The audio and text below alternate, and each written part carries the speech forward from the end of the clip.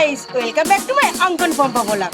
তো চলো, আজকে একটা প্রীতিভোজ ছিল। প্রীতিভোজ মানে বউ হাতে বলতে পারো। তো হ্যাঁ, এই যে আমরা বেরিয়ে পড়েছি। প্রীতিভোজ মানে কি বলবো, বউ কারণ ওটা আমার কাটতে না দাদা হয়, দাদার বিয়ে। আমার সঞ্জয় কাকু আছে, সঞ্জয় কাকু কি চলে ছেলেবিলে হয়। তো যেহেতু গাড়ি চালাবো সেই জন্য শাড়ি পরিনি। ওই যে আমার স্কুটি, তো সেই জন্য এটাই পরে যাচ্ছি। যেহেতু শাড়ি পরে স্কুটি চালাতে গেলে রাতের বেলা আমার একটু প্রবলেম, আর আমাদের এদিকে রাস্তাতে জগদ্দলের রাস্তা, সেই জন্য। তো যাই হোক, তাড়াহুড়ো করে এই যে দোকানে দাঁড়িয়ে আছে, আর দোকানদারকে ঝাপ বন্ধ করে রেখেই চলে যাবো বিয়ে বাড়ি খেতে। তো গাইস, আমার অঙ্কন কিন্তু ভীষণ আনন্দ করছে যে মাম্মাম আজ কিন্তু আমি বিয়ে বাড়ি কফি খাবো। হ্যাঁ, ও একটু বিয়ে বাড়িতে কফি খেতে ভালোবাসে। তো সেই জন্য বারবার বলছে মাম্মাম আমি কিন্তু বিয়ে বাড়ি যাবো, শুধু 2-4 পিস যা হবে আমি শুধু কফিই খাবো। আর দোকানে ঝাঁপটা বন্ধ করে সোজা চলে আসলাম বিয়ে বাড়ি। আর হ্যাঁ, আজ থেকে রাস্তাটা এতটাই বাজে ছিল, আমার গাড়িটা একটু উল্টে গেছে আর আমার হাতটাও কেটে গেছে গাইস। তো গাইস, এই যে আমার হাতটা কেটে গেছে বলে আমি একটু জল দিয়ে ধুয়ে নিচ্ছিলাম। আর হ্যাঁ, এই ভাইটা দেখে বলে দিদি আমার কাছে একটা ব্যান্ডেড আছে, তুমি এটা ইউজ করতে পারো। হ্যাঁ, এটা একদম নতুন ছিল, তো ভাইটা আমাকে দিয়ে হেল্প করলো, ভাইটাকে অসংখ্য ধন্যবাদ। তো গাইস, আমি এখন এটা লাগাবো। হ্যাঁ, সত্যি অনেকটা রক্ত বেরিয়েছিল, আমি হাতটা ধুয়ে নিয়েছিলাম যেহেতু ডান হাতে, আর একটু জ্বালাও করছিল। আর হ্যাঁ, তোমরা হয়তো ভাবছিস আমার না হাত কেটে গেছে, তাই আবার সেটাও আমাদের সাথে শেয়ার করছে। তো যেহেতু আমার সবকিছু তোমাদের সাথে শেয়ার করি, সেই জন্য ভাবলাম তোমাদের একটু জানাই বা দেখাই, সেই জন্য। তো গাইস, সেই যে আমি ব্যান্ডেডটা এখন লাগিয়ে নিচ্ছি। আর আমার অঙ্কন ছিল ক্যামেরায়, হ্যাঁ আমার ক্যামেরাম্যান বিচ্ছু পন্টু ছেলে। তো যাই হোক, আমি এখন এটা ভালো করে লাগিয়ে নিলাম। এবার একটু কফি খাবো। তো গাইস, সেই যে অঙ্কন খাবে কফি, ও আমার আগে খেয়ে নিয়েছে আর আমি 2 কাপ খেয়ে নিচ্ছি। এই যে বিয়ে বাড়ি এসে ফ্রিতে যা পাওয়া যায় সব খেয়ে নেবো। কি বলো, তোমরা কি করো? আমার মতো এরকম খাও তো নাকি?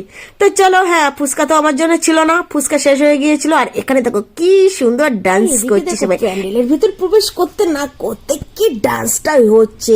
এই সবাই মিলে একটু আনন্দ করছে। আর হ্যাঁ দেখো কি সুন্দর সবাই মিলে ডান্স করছে। এই যে এখানেও কিন্তু হচ্ছিল ডান্স। আর হ্যাঁ, এটা ছিল প্যান্ডেলের বাইরে। আর হ্যাঁ, এবার আমরা প্রবেশ করবো প্যান্ডেলের ভেতরে। তো গাইস, চলো এখন প্যান্ডেলের ভেতর প্রবেশ করা যাক। ও গাইস, এখানে তো দেখছি এক ব্যাস বসেও গেছে। আরে বর বউটা গেল কোথায়? এ মা! তো গাইস, বর বউ তো এখানে নেই, তো আর কি করা যাবে। তো গাইস, এখানে দেখো আমার কিছু খুদের সাবস্ক্রাইবার, ওরা খুব আনন্দ করছিল আর হাসাহাসিও করছিল। তো যাই হোক, কিছুক্ষণের মধ্যে চলে আসলো বর বউ। আর হ্যাঁ, এই বর বউ হচ্ছে আমাদের সম্পর্কে ভাগ্নে হয়, আর ভাগ্নের বউ। তো যাই হোক, আমাদের বৌমা হবে।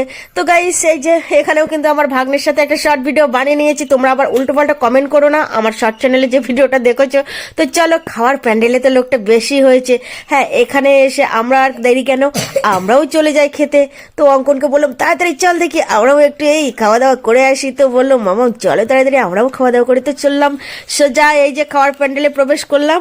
আর দেখো সবাই বসে গেছে। হ্যাঁ, আমরা একটু লেটেই খাবো ভাবছিলাম, তো চেয়ার ফাঁকা ছিল, তো আমাদের ডেকেছিল, সেই জন্য আমরা এই চেয়ারে বসে গেছি। এই যে অঙ্কনটা বসে গেছে, এই দেখো সবাই বসে গেছে, আর আমরাও এখন এই চেয়ারে বাড়িতে সকাল সকাল খেতে বসে গেছে। হ্যাঁ, এখন রাত 8টা বাজে আর আমরা খেতে বসে গেছি অলরেডি।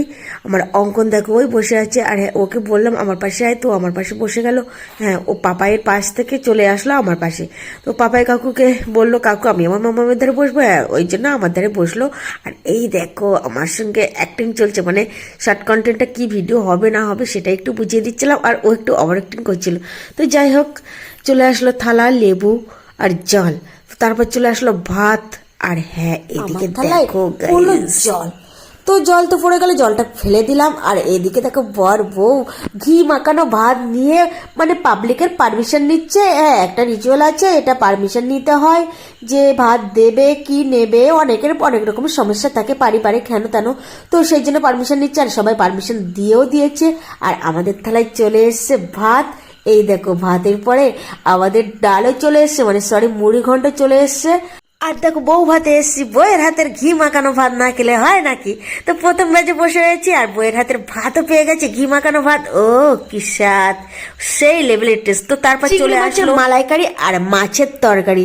তো এই ক্যাটারিংয়ের দাদাগুলো তো এত তাড়াহুড়ো করে দিয়ে যাচ্ছিল যে একটা তরকারি খেয়ে উঠতে পারছে না, তার মধ্যে আর একটা চাপিয়ে দিচ্ছে। তো কি আর করা যাবে, দিচ্ছে আর ওরা ব্যস্ত আছে। তো যাই হোক, ও গাইস দেখো, তারপরে মাছই খেতে পারলাম না, তার মধ্যে চলে আসলো আবার চিকেন। তো কি চিকেন ছিল তো এটা, হ্যাঁ চিকেন। তো যাই হোক, এখন এই চিকেন দিয়ে খেতে থাকি, আর তারপরে চলে আসলো পাঁপড় চাটনি। ও গাইস, কোনটা খাবো কোনটা না খাবো বুঝতে পারছি না। তো সব এক থালায় নিয়ে নিচ্ছি, দেখো পায়েস টাইস লেবু সব একসঙ্গে চটকে চা করে দিচ্ছি। তো দিয়েছে, আর কি করা যাবে, ওদেরও ব্যস্ত, দেখো ওরাও গোটাচ্ছে, মানে এখনো ব্যাস বসবে। তো আমি এখন একা বসে খেয়ে যাচ্ছি, আর দেখো সবাই চলে যাচ্ছে, আর হ্যাঁ পরের ব্যাস বসবে বলে আমার পাশে এসে বসে গেছে অলরেডি, আমি এখনো উঠতে পারিনি। তো গাইস দেখো অবস্থা, গ্রামের বিয়ে বাড়ি এরকমই হয়। তো যাই হোক, কি আর করা যাবে, আমার তো খাওয়া হয় না, আমার যতক্ষণ না খাওয়াবে আমি ততক্ষণ উঠবোই না। তো তোমরা হয়তো ভাবছো এই আইসক্রিম বাটি নিয়ে এরা কি করছে। তো যেহেতু আমরা একটা শর্ট চ্যানেলে ভিডিও বানিয়ে নিয়েছি, মানে আমার একটা পম্পা চ্যানেলে একটু ভিডিও বানিয়ে নিয়েছি, তো সেই জন্য আইসক্রিম নিয়ে একটা কন্টেন্ট ছিল, তো সেটাই বানিয়ে নিয়েছি। আর সেই মানে কন্টেন্ট রেডি করতে করতে দেখো আইসক্রিম গলে গেছে, ও পুরো ঝোল হয়ে গেছে। তো কোনো ব্যাপার না, একটু শীতের সন্ধ্যা, মানে হালকা হালকা ঠান্ডাও ঠিক চলে যাবে। তো যাই হোক, যেখানেই যাই তোমরা তো জানো একটু অভ্যেস আছে যেখানে সেখানে ভিডিও বানানো। তো যাই হোক, 2-4 দিন যদি চলে যায় এইভাবে, কি করবো, এই করে খাই গাইস। তো দেখো এখানে বয়স সাথে সেলফি উঠছে আমাদের সত্যবাবু। তো যাই হোক, সেলফি ওঠাটা হয়ে গেলে আমরাও একটু এই এখানে কথাটা বলে সোজা চলে আসলাম আইসক্রিম খেতে। অঙ্কনের সাথে আমি একটু বসে খেয়ে নিচ্ছিলাম, আর হ্যাঁ আইসক্রিম টেস্ক্রিম খাওয়ার পরে সোজা গেট দিয়ে বাইরের দিকে চলে আসছিলাম। তো গাইস, আমরা এখন বিয়ে বাড়ি থেকে বাড়ি যাচ্ছি। বাইরে বক্সের আওয়াজ না, অঙ্কন একটু ধিতাং ধিতাং ধিনতা না করতে করতে একটু নাচি করে নিল। তো হ্যাঁ, বক্স বাজলে কান্না একটু নাচি ভাব চলে আসে দেখো। তো গাইস, আমরা বাড়িতে চলে আসলাম।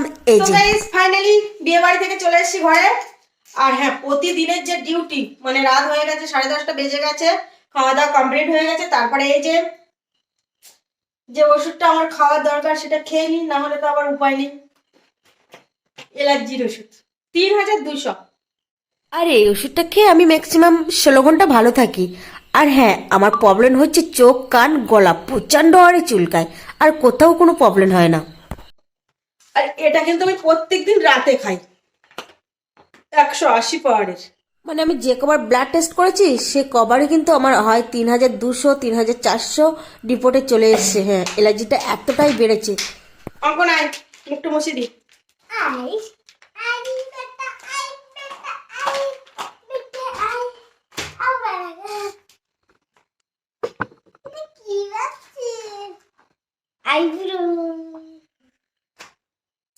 আর হ্যাঁ, স্কুটির যে তার ছিল একটা বাইরে বেরিয়েছিল, তো বলছিলাম না কেটে গেছে, সেই এখান থেকে চেরা, এখান থেকে চেরা, এখান থেকে চেরা, मतलब यहाँ 3 चीरा है। हिंदीर मास्टर। खीरा मतलब क्या होता है बोल देना। शोषा है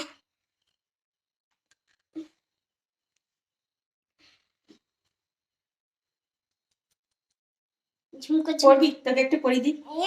দেখি তোকে, তুই মেয়ে হলে তোকে কেমন লাগতো দেখি একটু দাঁড়া। তো এই যে এটা আমার যদি মেয়েও হতো কোনো অসুবিধা ছিল না, দেখতে কিন্তু দারুণ লাগছে।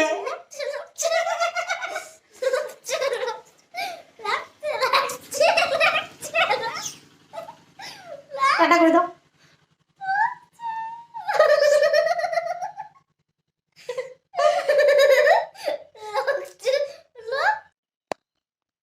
কি উঠবি, হাম্পি দাও, হাম্পি দাও শোনা, তাড়াতাড়ি দাও, শোন না বাবা। তো গাইস, অঙ্কনের আমি এখন ঘুমাতে থাকি, ততক্ষণ তোমরা আমার চ্যানেলটাকে যা যা করার আছে করে দাও। আর হ্যাঁ, তোমরা ভালো থেকো, সুস্থ থেকো, টাটা।